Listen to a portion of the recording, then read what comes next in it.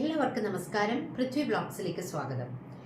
ഇന്നത്തെ എൻ്റെ റെസിപ്പി ഒരു പുളിശ്ശേരി ആണ്. ഇത് തികച്ചും വ്യത്യസ്തമായിട്ട് ചേമ്പ് ഉപയോഗിച്ചിട്ടുള്ള ഒരു പുളിശ്ശേരിയാണ്. പൊതുവെ എനിക്ക് ഈ പുളിശ്ശേരി ഭയങ്കര ഇഷ്ടമാണ്. കിച്ചടി, പച്ചടി അങ്ങനത്തെ ആ ഒരു ഗ്രൂപ്പിൽപ്പെട്ട കറികളൊക്കെ എനിക്ക് ഭയങ്കര ഇഷ്ടമാണ്. അപ്പോൾ ഇത് ചേമ്പ് ഉപയോഗിച്ച്, ചേമ്പ് തന്നെ 2 ടൈപ്പുണ്ട്. ചെറു ചേമ്പുണ്ട്, വലിയ ചേമ്പുണ്ട്. ഇതിൽ ഞാനിപ്പോൾ ഇവിടെ എടുത്തിരിക്കുന്നത് വലിയ ചേമ്പാണ്. നല്ല ടേസ്റ്റാണ്. അപ്പോൾ അത് വെച്ചിട്ടുള്ള കുറച്ച് വെള്ളരിക്കയും കൂടി ഇതിനകത്ത് ഇട്ടിട്ടുണ്ട്. അത് വെച്ചിട്ടുള്ള ഒരു പുളിശ്ശേരിയാണ്, തനി നാടൻ പുളിശ്ശേരിയാണ് കാണിക്കുന്നത്. അപ്പോൾ ഒരു ചെറിയ വീഡിയോ ആണ് എടുത്തിരിക്കുന്നത്. അപ്പോൾ നമുക്ക് നമ്മുടെ കിച്ചണിലേക്ക് പോകാം. വരും.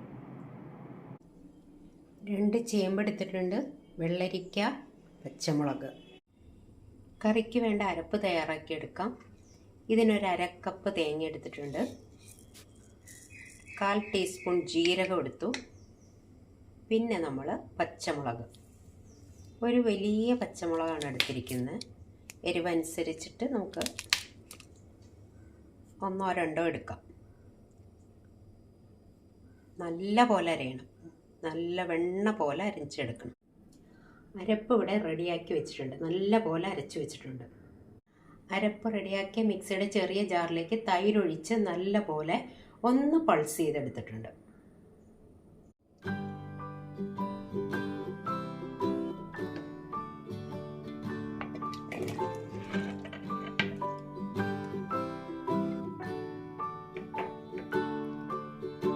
നമ്മളൊരു മൺചട്ടിയിലേക്ക് ചേമ്പ് കട്ട് ചെയ്ത് വെച്ചതും വെള്ളരിക്ക കഷ്ണങ്ങളും കഴുകി ഒരു 3-4 പ്രാവശ്യം കഴുകിയതിന് ശേഷം ഇട്ട് കൊടുത്തിട്ടുണ്ട്.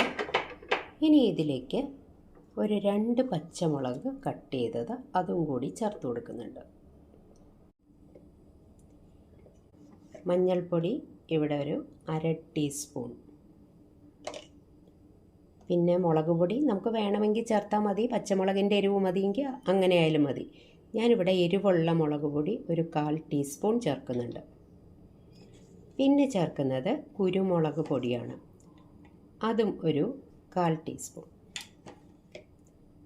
ഇനി ആവശ്യത്തിന്, ഇത് കഷ്ണം വേവാൻ ആവശ്യത്തിനുള്ള വെള്ളം ഒഴിച്ചു കൊടുക്കാം. ഇവിടെ ഞാനിപ്പോൾ 1 കപ്പ് വെള്ളം ഒഴിച്ചു കൊടുത്തിട്ടുണ്ട്. ഇനി സ്റ്റൗ ഓൺ ചെയ്യാം. സ്റ്റൗ ഓൺ ചെയ്തു, ഹൈ ഫ്ലെയിമിൽ വെച്ചിട്ടുണ്ട്. ഇതൊന്ന് ചെറുതായിട്ട് അടച്ചു കൊടുക്കാം. നല്ലപോലെ തിളച്ച് വന്നിട്ടുണ്ട്. ഇപ്പം ഞാൻ ഹൈ ഫ്ലെയിമിൽ നിന്ന് മീഡിയത്തിലേക്ക് മാറ്റിയിട്ടുണ്ട്. ഇവിടെ കഷ്ണങ്ങളെല്ലാം നല്ലപോലെ വെന്തു കണ്ട, ചേമ്പ് കണ്ട, നല്ലപോലെ വെന്ത് കിട്ടിയിട്ടുണ്ട്.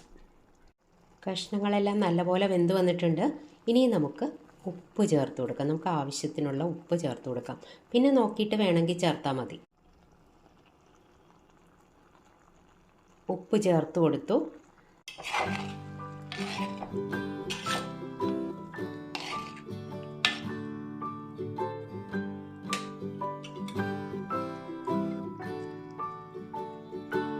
അടുത്തതായിട്ട് നമുക്ക് അരപ്പ് ഇവിടെ തയ്യാറാക്കി വെച്ചിട്ടുണ്ടല്ലോ, തേങ്ങ അരച്ചത്, അത് ചേർത്ത് കൊടുക്കാം.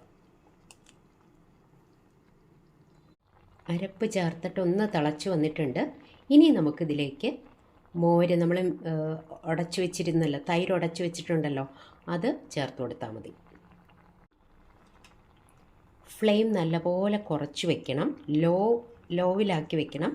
എന്നിട്ട് തൈര് ചേർത്ത് കൊടുക്കണം, അല്ല മോര്.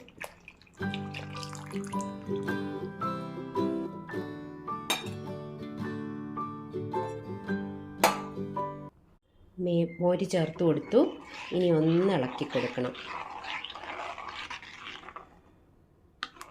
ഇനി ഇതൊന്ന് തിളയ്ക്കണ്ട, ഒന്ന് പതഞ്ഞ് വന്നാൽ മാത്രം മതി. ഇപ്പോൾ ഉപ്പൊക്കെ കറക്റ്റാണ്. ഈ സമയത്ത് നമുക്ക് വേണമെങ്കിൽ ഉപ്പൊക്കെ കുറവുണ്ടെങ്കിൽ ചേർത്ത് കൊടുക്കാം. ഇനി ഇതിന് നല്ല ഒരുവിധം പുളിയൊക്കെ ഉണ്ട്.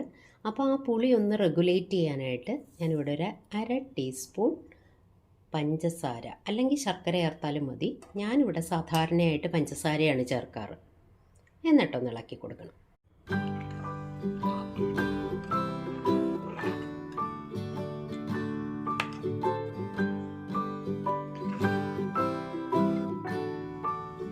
നമ്മുടെ കറി ഇവിടെ ചെറുതായിട്ടൊന്ന് പതഞ്ഞ് വന്നിട്ടുണ്ട്. ഇപ്പോൾ നമുക്ക് സ്റ്റൗ ഓഫ് ചെയ്ത് വയ്ക്കാം. വെളിച്ചെണ്ണ ഇവിടെ ചൂടായി വന്നിട്ടുണ്ട്. ഒരു 1/2 ടീസ്പൂൺ കടുകൊന്ന് പൊട്ടാൻ തുടങ്ങുമ്പോൾ നമുക്ക് ഉലുവ ഇട്ട് കൊടുക്കാം. ഒരു 1/4 ടീസ്പൂൺ ഉലുവ,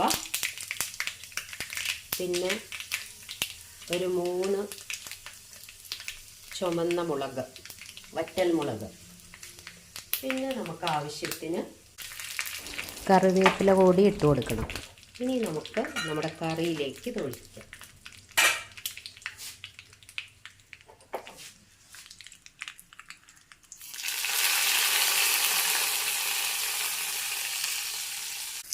ചേമ്പിട്ട മോരുകറിയാണിത്. കാളൻ എന്ന് വേണമെങ്കിൽ പറയാം, പുളിശ്ശേരി എന്ന് പറയാം.